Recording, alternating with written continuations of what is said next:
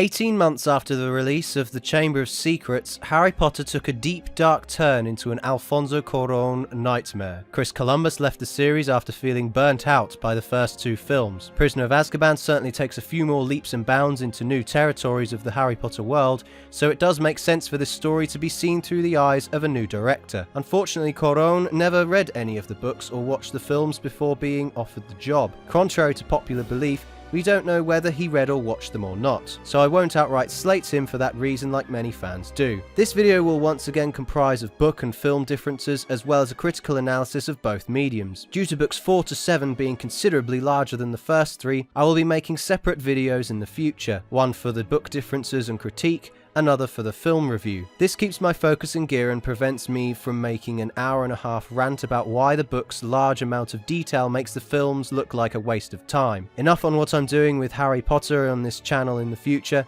Let's crack on with my review of Harry Potter and the Prisoner of Azkaban. Spoilers will obviously follow, and be sure to check out my previous reviews as I will be referring to those throughout this video too. In the first chapter of the book, we are confronted with Harry trying to write a history of magic essay in the dead of night. He uses a torch underneath his quilt in order to see what he's doing. In the film, we see Harry trying to cast the spell Lumos Maxima, whilst occasionally being interrupted by Uncle Vernon. The film's opening frustrates me considering it's against wizard law to cast spells outside of school, especially in the presence of muggles. Why doesn't he have several letters fluttering through his window right now telling him that he could get expelled from Hogwarts? In the book, this little segment would continue to describe what's going on in Harry's life right now. In a rather hilarious segment, Ron tries to use the telephone to talk to Harry, which results in Vernon thinking he's being prank called and goes ballistic. Unfortunately, the book still feels the need to remind us of events that happened in the previous installments, presumably for people that have never touched a Harry Potter book before, like our dear director Alfonso Cuarón. Harry receives 3 parcels from 3 owls in the book. From Ron, Harry gets his birthday card and a pocket sneakerscope,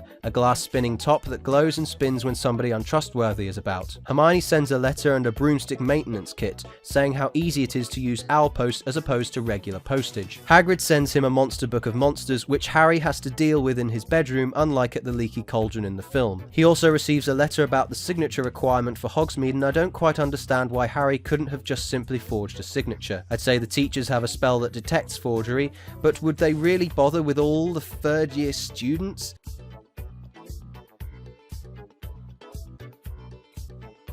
Marge arrives and the book details the history of her mistreatment of Harry. This includes beating Harry's shins with a stick so that Dudley could win musical statues, and sending her favourite dog after Harry chasing him up a tree. I think her dialogue and performance in the film gives away her brutal and horrible personality just as effectively, and it's unfortunate that we don't see more of Pam Ferris in the series. Dudley's addiction to TV is certainly laid on thick by having more TVs in the living room than necessary. Petunia, Vernon and Marge's horrific personalities are shining examples of their decent performances. I think that the cinematography could have benefited from some Peter Jackson-like close-ups to create the excruciating details of disgust that Rowling does so well in this section of her book. They kind of come into play when Marge starts to blow up, but only to emphasize the size of her inflation. The climatic music of John Williams concludes the scene fantastically, and Harry packs his bags to escape. Harry comes back downstairs with his bag packed and heads into the big wide world. Radcliffe's pissed-off teenager attitude quite effectively reflects the whole running away from home thing, only to find that the world is quite dark and horrible, visually represented by this shot here and the dog hiding in the bushes. The night bus arrives, and I have to commend the design team for this fantastic segment. There are some hilarious moments that the music helps deliver, like the part where they nearly run over an old woman and the contorted squishing between 2 buses. Stan Shunpike is played fantastically, and whoever came up with and voiced that talking head who says, "Yeah, take it away, Ernie. It's going to be a bumpy ride," is an absolute genius. The manic maneuvers and rapid speeds of the bus is reflected by the insane talking head, which unfortunately doesn't appear in the book. Instead, we travel around the UK in seconds, delivering the different passengers until Harry is the last one left. Stan also calls Harry Neville throughout the chapter, as Harry doesn't want his identity to be known, but when Harry is greeted by Fudge after getting off the bus, Stan goes fanatical upon finding out. Upon entering the Leaky Cauldron, Harry and Fudge discuss why he wasn't sent to Azkaban for blowing up his aunt. This line is great, and it becomes rather obvious that Harry needs to be kept safe for the Ministry's own reputation. If Harry was to disappear off radar and get himself killed, the Ministry would look awful. Sirius Black, you mean? But what's he got to do with me?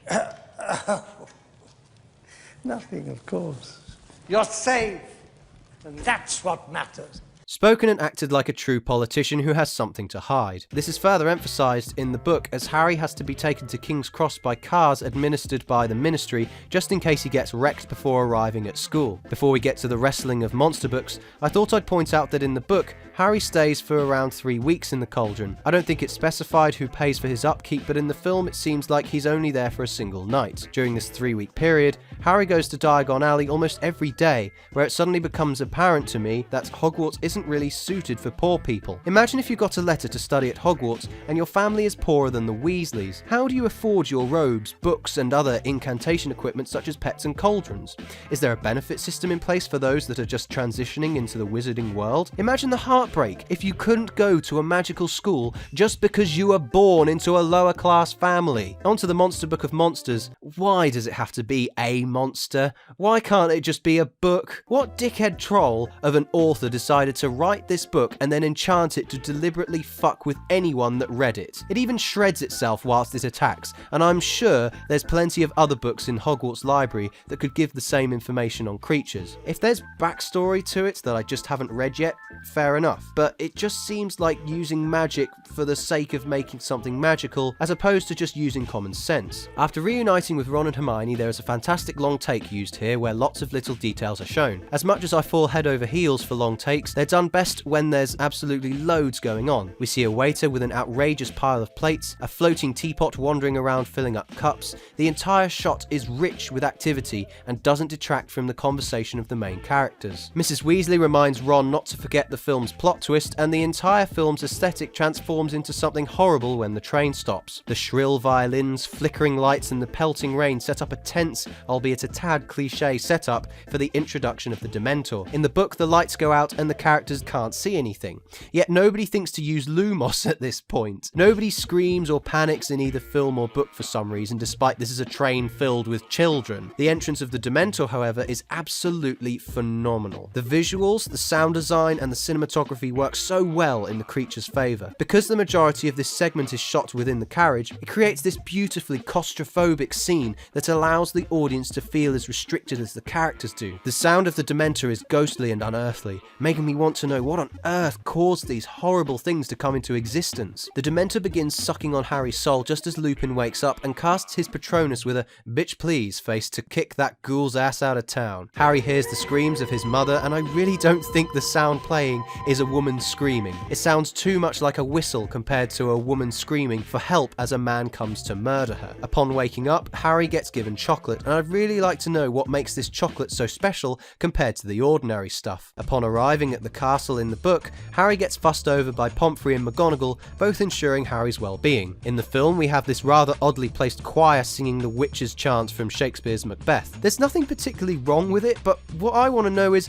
what the fuck happened to Professor Flitwick? So much for the ancient dwarf with a Santa Claus beard, now he just looks like a mini version of Brian from my previous Harry Potter reviews. Oi! I heard that! I'm offended! Neither the transformation of Flitwick or the choir are in the book either. Dumbledore babbles and the fat lady breaks a glass, and interestingly, Sir Cadogan's only appearance is shown behind the characters in these shots here. He has a couple of deleted scenes where he appears and mispronounces his name. Call upon Sir Cadogan. But he doesn't show up nearly as much as he does in the book. For example, on the way to the protagonist's first divination lesson, he guides them towards the classroom in the North Tower. He also becomes the temporary replacement for the fat lady, challenging students to duels and changing the passwords so frequently that Neville writes them all down on a piece of parchment, loses it, and ends up in the hands of Sirius Black, allowing him to enter the Gryffindor common room to terrify Ron. Again, the lost parchment with passwords is in a deleted scene, but in the film we have to deal with some rather unnecessary shots of the Gryffindor lads trying some sweets and a little bird being killed by the Whomping Willow. These moments fail to grasp any form of humour from me when with this terrific shot of the Dementors outside the Hogwarts is slapped between them. Like, I get it. The film is dark. Why there are little moments like these plastered around the place instead of allowing the film to make sense? I have no idea. Divination begins, and I really appreciate Emma Thompson's characterization of Trelawney. Her wild and ghostly voice, as well as her spontaneous movements and gestures, create a character who really does seem batshit crazy. The design of the classroom is pretty great too, and brings out the theme of superstition to the story. For the first time here, Rowling acknowledges that magic can seem like a piece of voodoo nonsense, and it takes keen wit, i.e. Hermione, to identify this, as she cannot find evidence or any form of logic to Trelawney's methods of prediction. In the book, she makes a lot more predictions about the characters. For example, one of them states that somebody in the class will leave forever, despite later on we find out that she has said this every year so far. Before Magical Creatures begins, I want to talk about what on earth has happened to the geography of the Hogwarts grounds. Presumably Rowling didn't give much detail of this kind of aspect in the previous novels, but it seems weird that the Whomping Willow was moved from the grounds of the castle down to near Hagrid's hut. In Chamber of Secrets, it is seen standing on a flat piece of ground, surrounded by castle walls, yet in Prisoner, we see it on the sloping lawns outside the grounds of the castle. I'm not sure if this inconsistency was just down to the design team making use of the willow in the most practical way possible for the car to crash into it in the previous film, but I know for a fact, which I'll point fingers at later, that the willow cannot logically move location. Hagrid's first lesson starts with Malfoy being a dickhead as usual. He has a lot more moments in the book where he just shows up to wind the three main characters up the bend, but at least this time around Tom Felton's voice is finally broken and sounds more like a stuck-up prat like he did in the first film. I also had no idea that Crabbe and Goyle's first names were Vincent and Gregory respectively, and that their characters are swapped in accordance with their book descriptions. Hagrid seems a lot more nervous in the book when teaching and brings 12 hippogriffs into a pen instead of just showing off Buckbeak. I'm sure this would have been a horrific task for the CGI team to create 12 on screen at once, so I'm happy they didn't try to be too ambitious when making this film. Because of the fantastic job the CGI department have done on animating Buckbeak, as well as the intense yet calm music, this creates quite a tense display as Harry tries to approach Buckbeak. The flying part, however, I'm not quite so happy with, as it is ultimately pointless. It just seems quite cringy hearing Daniel Radcliffe trying to hit high ranges in his and crackling off from time to time. It's almost like an apology for the fans, like, "Dear viewer, very sorry if you read the book and was expecting to see lots of hippogriffs being touched and bowed to by all the students, but here is some cool things we can make on a computer instead. Yours faithfully, everyone over at the Visual Effects Department. P.S. We were only doing what we were told, so don't lay all the blame on us." Malfoy gets clawed in the most PG-rated and child-friendly way possible, and in the book, Draco is treated like a hero for standing up to Buckbeak. This leads to Neville being ridiculed and near enough bullied in a potions class, which makes us sympathise with him when Lupin asks what his worst fear is, instead of mocking him. Welcome to Hollywood, everyone. There's also a missing segment where the trio visits Hagrid after the Malfoy incident where he is seen drinking, despite I thought he gave it up after the first book. Despite this inconsistency, it's quite emotional as Hagrid is seen crying and hugs Harry and Ron. Time for Defense Against the Dark Arts, and after Ron in the queue we see Seamus, and yet Parvati is the next one to have a turn changing the boggart.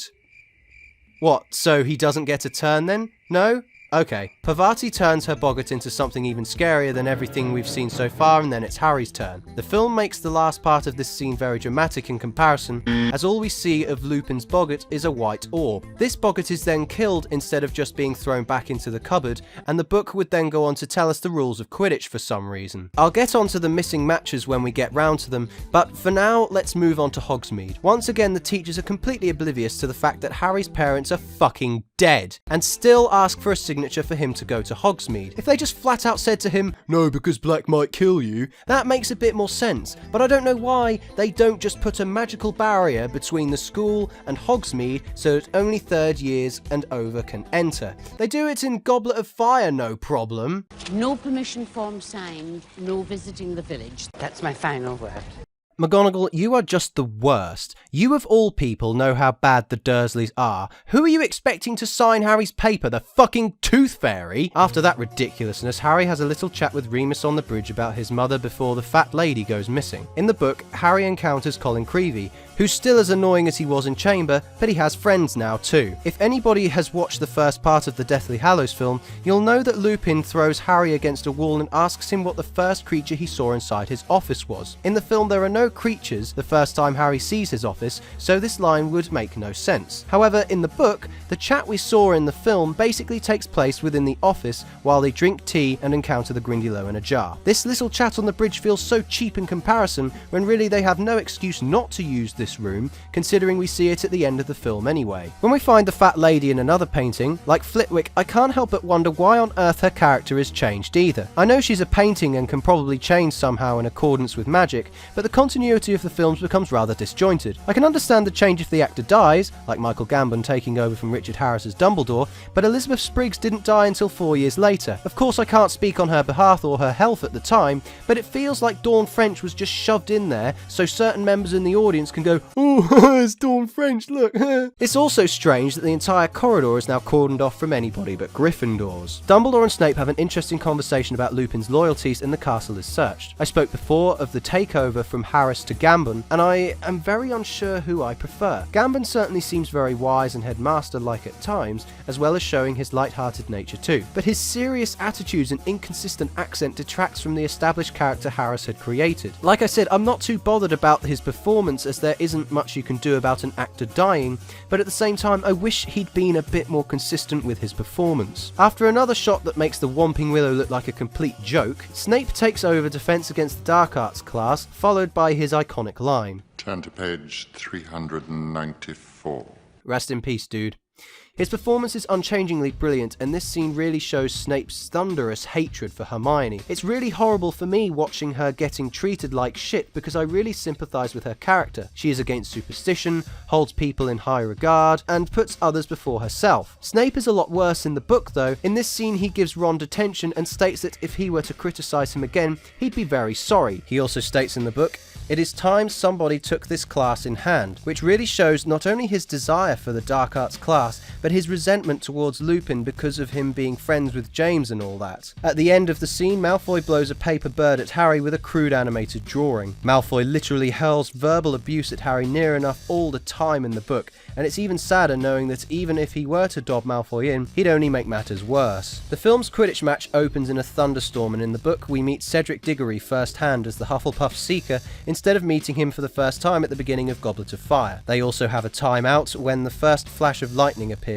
where Hermione enchants Harry's glasses to repel water. I normally prefer the film versions of Quidditch, as the book describes far too many of the unnecessary details for me to bother about them, but this one, out of all the film's matches, is probably the dullest. Unfortunately, the film can't really help that considering it's not technically a full match, as well as the aesthetics, but it's due to the scene's obstacle being far superior to that of Harry's capabilities. Take the bludger from Chamber of Secrets, which is just one entity that challenges the protagonist and seems like a threat, but Harry overcomes it in the end. A whole pack of Dementors just seem to pile all the threat into one big pile, and the audience kind of just give up with caring at this point because they know Harry's downfall is just inevitable. Harry wakes up to some bad news in hospital where his broomstick has been chewed up by the Whomping Willow. He has also lost his first Quidditch match, and the book details that it has affected him quite deeply. What I really appreciate about Prisoner of Azkaban is that it's Rowling's first murder mystery. The first two books kind of plod along explaining the magical world, leading towards some of the darker elements of the world. This time around it's about an escaped convict with assumed intentions of killing Harry,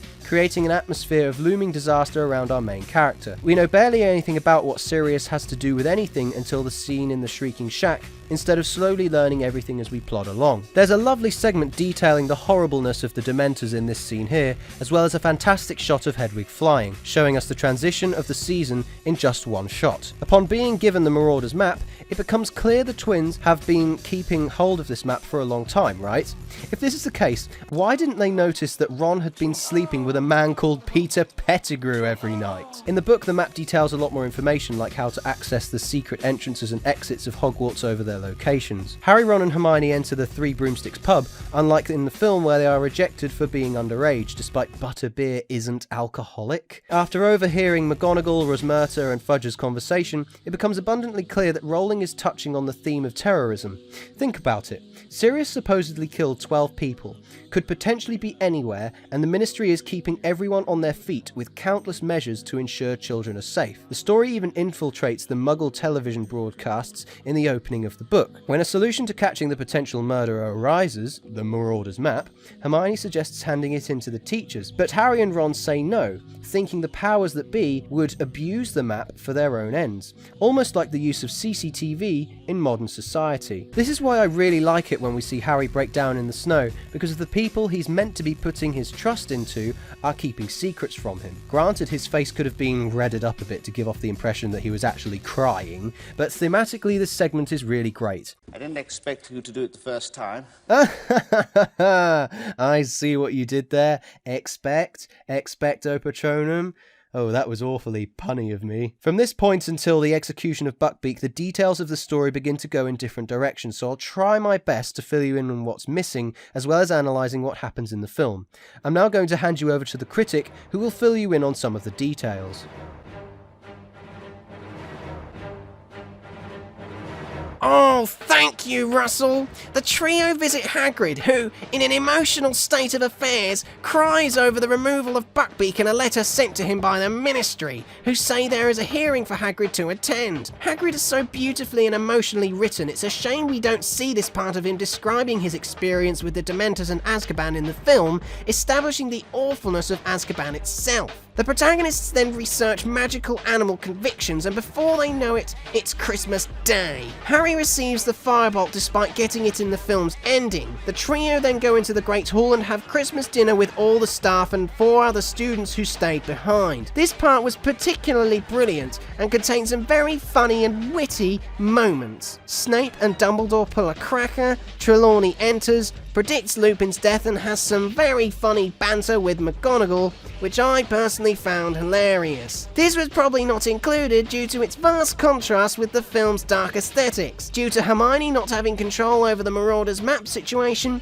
she dobs Harry in for having the firebolt and McGonagall takes it away from him in case it was jinxed by Sirius Black. And now back to the studio, where Harry will tell you the second part of the missing segments. Thank you, Brian. I may have said this in the previous review, but I really must emphasise how much more Harry has to say in the book compared to the film. He seems very passive in the movies, but then again we don't hear his thought tracks either, which would just be stupid really. For example, now he doesn't have his firebolt in the book, he becomes concerned about the upcoming Quidditch match against Ravenclaw, despite persistently asking McGonagall for the broom back. When it is returned, Hermione gets all pissy about the huge amount of homework she has, and that she can't concentrate whilst doing it all in the common room. Surely the library would be a more appropriate location for doing your large amounts of homework, where you won't be disturbed. Ron then accuses Hermione's cat of eating Scabbers, and Cho Chang is introduced as Ravenclaw's seeker. Instead of Harry screaming at the end of the film, he rides the firebolt at the match and the Dementors show up again. Harry uses Expecto Patronum against them and catches the snitch. Revealed afterwards, however, they weren't Dementors, but were Malfoy and his friends trying to spook him instead. The Gryffindors have a party, and Sirius Black enters the room with a knife to kill Ron, but disappears as everyone wakes up. They go down to the common room to investigate, but when Sir Cadogan is questioned about letting a man in, he says the man has a list of passwords that he used to open the common room, and, as I previously mentioned, the list belonged to Neville. Sir Cadogan gets sacked for doing his job, but Neville, bless him, isn't allowed to know the passwords to the common room and has to wait outside until somebody opens the door for him. Ron becomes a bit of a school celebrity after the events of the near stabbings, telling everyone about everything that happened. Harry then goes back to Hogsmeade with Ron, where they come across Malfoy and his band of idiots. Instead of snow like in the film, Harry plops mud all over the 3 of them before running back to the castle. Snape then takes Harry into his office and takes the map off him. Snape uses backwards flue powder to summon Lupin into the room, and Ron saves Harry's neck by claiming he bought the map for Harry. Lupin confiscates it and Hermione shows the pair the letter of Buckbeak being ready for the chopping block. Back to the film, this segment sort of manifests itself in this scene in the dark hallway of pictures, where for some reason Harry doesn't think of taking his invisibility cloak with him just in case, oh I don't know, Snape comes along. Harry has the map taken from him in the abnormally well-lit Defense Against the Dark Arts classroom for a moonlit night, and I thought it a good time to talk about the cinematography of the film in general, something I think Alfonso brought to the film and made it stand out amongst the previous installations. Just noticing the use of high contrast, the long takes and the other elements of artistic style that Cuarón would then use in his critically acclaimed film Children of Men 2 years later, would also set the standard for the rest of the films in terms of its visuals. Granted, my issues with the later films' visual styles will obviously make changes and have problems, but I'll get to those when I review them. This style allows a second perspective on the Harry Potter world in that it has this grim and ugly side to it, of lies and deceit that we only really saw in the endings of the previous 2 films. Meanwhile, in the book, homework starts pissing everybody off and the final and deciding Quidditch match against Slytherin arrives. At the match, all the Ravenclaws and Hufflepuffs are wearing red along with the Gryffindors,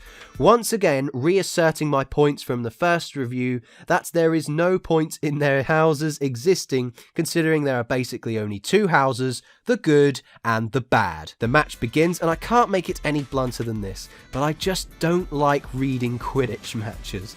I can't quite explain why, but it's like having a football match described to me by a commentator. Boring.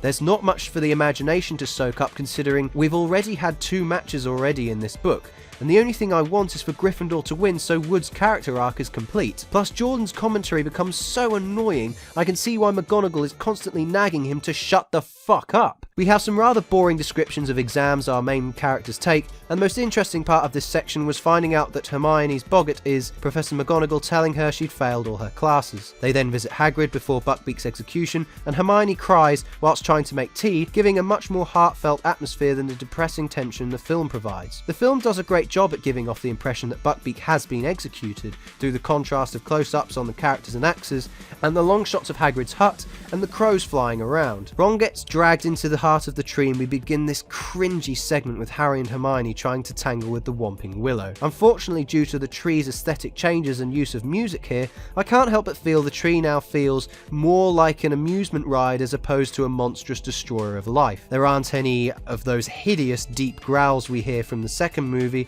and the lack of music used in Chamber of Secrets created a lot of tension. If Prisoner of Azkaban didn't feel the need to constantly remind us that the tree exists prior to this scene, it might have felt like less of an anticlimax. The cinematography just makes it seem like a complete joke too. I have no problem with the tree now having vines and such, but the problem lies in shots like this,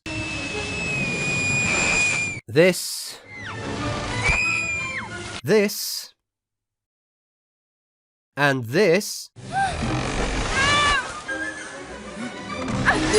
I might be able to look past this attempt as an advertisement for a new ride at Thorpe Park and be able to take it a bit more seriously. In the book, Crookshanks stops the Whomping Willow from moving by touching a knot on the tree, turning it to marble. Crookshanks does an awful lot more in the book in assisting Sirius too, such as assisting him get into the castle and giving him the passwords Neville left lying around. Harry and Hermione find Ron in the Shrieking Shack, and the camera does a great job at revealing Sirius as the Animagus by following his animal footsteps up to his face. The set designers and sound team also did a really great job at showing how old the shack is, with the boards swaying around them and the creaking noises we hear from time to time. Harry jumps the gun and pins Sirius to the floor with his wand in hand. In the book, there's quite a large kerfuffle between the 4 of them, which gets very intense and interesting. Harry nearly beats the living daylights out of Sirius, and a voice in Harry's head tells him to do so, which could have been the dormant Horcrux inside Harry telling him to do so. Within this scene in the film, most of the events are pretty much the same beyond that point, with a lot more exposition in the book, but something very interesting I found out when reading this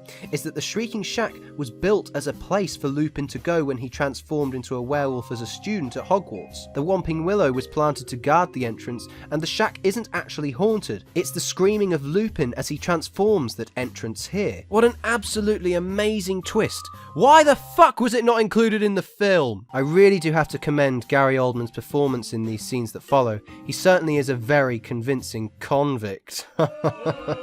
Jesus, I need to stop doing those cringy lines. Oldman's highs and lows of absolute insanity from his impatience really shows in this scene, as well as the costume and makeup team making him look an absolute state compared to the rest of them. When Snape shows up in the book, he casts a spell which binds Lupin with snakes to prevent him from going ape when transforming. Hermione and Ron also cast Expelliarmus on Snape in the book, which at this point whilst reading, I knew we'd be seeing a lot more brutality and meanness from Snape in the following books because of this event. For some reason, Ron's convinced his leg's going to be amputated, and we miss a rather crucial detail from the book that you'd think would be filled in considering the title of the bloody thing, How Sirius Escaped Azkaban. In the book, Sirius claims he escaped Azkaban purely based on the thought of him being innocent prevented him from going insane inside the prison, and simply transformed and buggered off into the sea. I'm not quite sure the logic really adds up here though. I'd have thought being falsely imprisoned would make you go more insane than the others. Lupin begins transforming, and this segment has a truly fantastic collection of great cinematography and special effects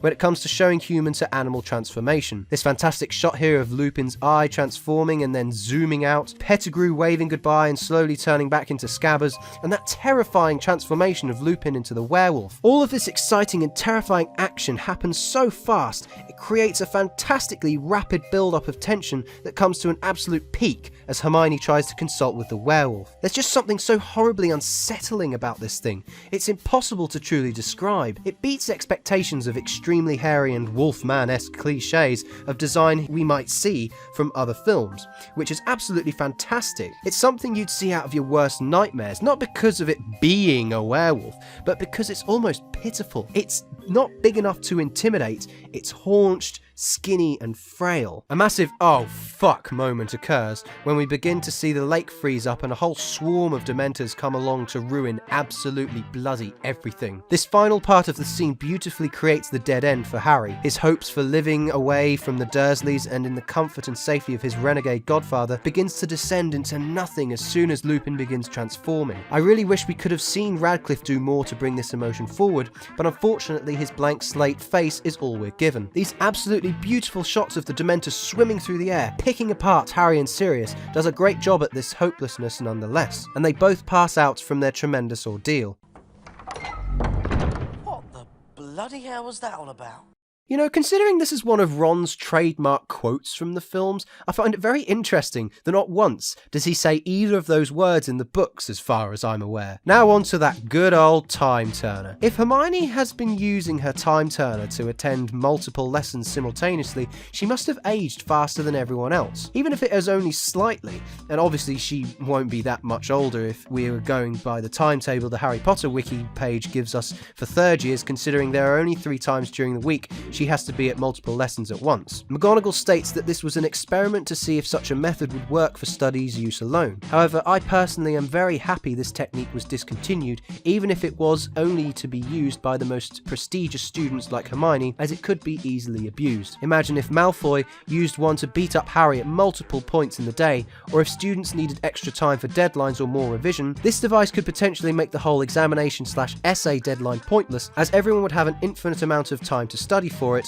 provided they didn't bump into themselves. I do really like this small part here where we see what happened hours before Harry and Ron are admitted to the hospital wing. It just looks absolutely brilliantly coordinated. This beautifully orchestrated long take of just over a minute looks absolutely fantastic, and the music just allows the twist to set into the audience's minds as they figure out what is happening. Sadly, Harry is part of the idiot audience who won't understand what on earth is happening and can't fit pieces of plot together himself when he asks Exposition Girl to explain what the fuck is going on upon seeing Draco's punch to the face all over again. The segments with Harry and Hermione travelling to the past are most effectively shown visually, as there are moments in the book where the pair are looking on their past selves, especially before Buckbeak's supposed execution, where it becomes really confusing because Harry and Hermione are still titled the same as their past selves, and I became very unsure of which characters from which time frame are doing what. If that sounds confusing, good. It illustrates my point perfectly. These scenes become very intense as the pair improvise and fumble around to save Buckbeak and Sirius. In the book, they have their plan set out knowing what they're doing from the offset.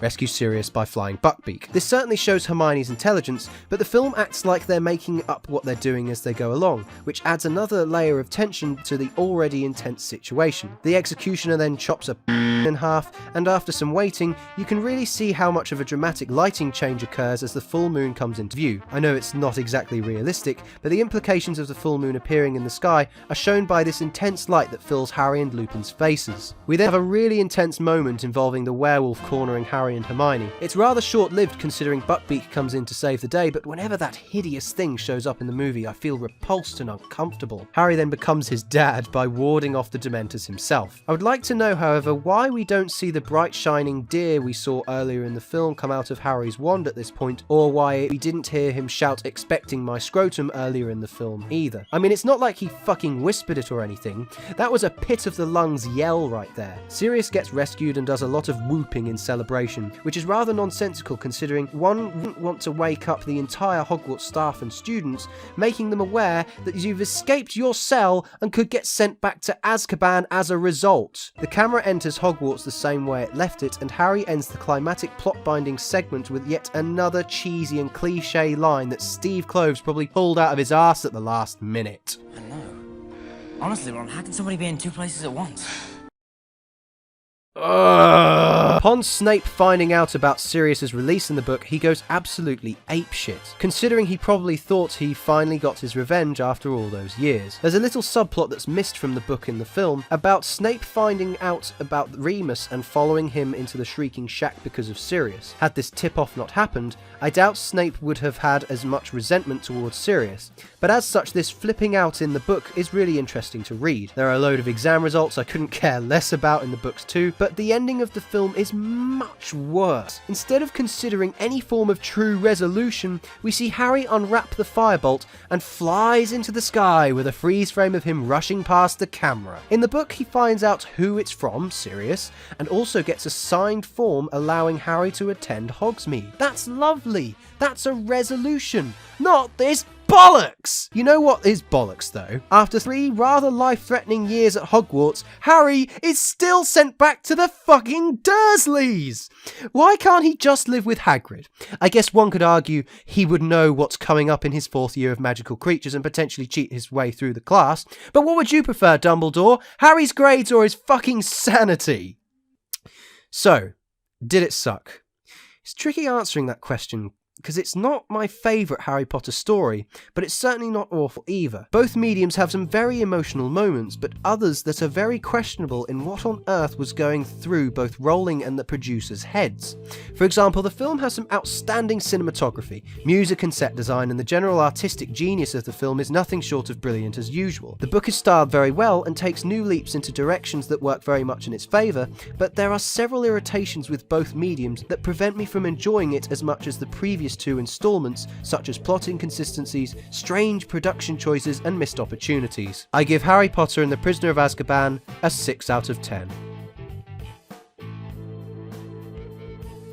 Which results in Vernon thinking being he's prank called. Yeah, that's very good, Harry, well done. Hagrid sends him a I think that the cinematography could have benefited from. Jesus. Da-da-da-da-da. Harry uses his music to escape. Radcliffe's pissed off teenager attitude comes where lots of little details. After reuniting with Ron and Hermione, there is a fantastic long possible, and in the book, Dracoy is Dracoy. Oh, there we go. Dumbledore and Snape have an interesting conversation, and Lupin's. No, this line is a bastard. After another shot that makes the Whomping Willow look like a complete joke, Snake. Why do I keep saying snake? I can't say this line. Ugh. That's the 3rd burp. That's the 4th. That you would have picking apart Harrius. Oh, for fuck's sake. Oh, fucking hell.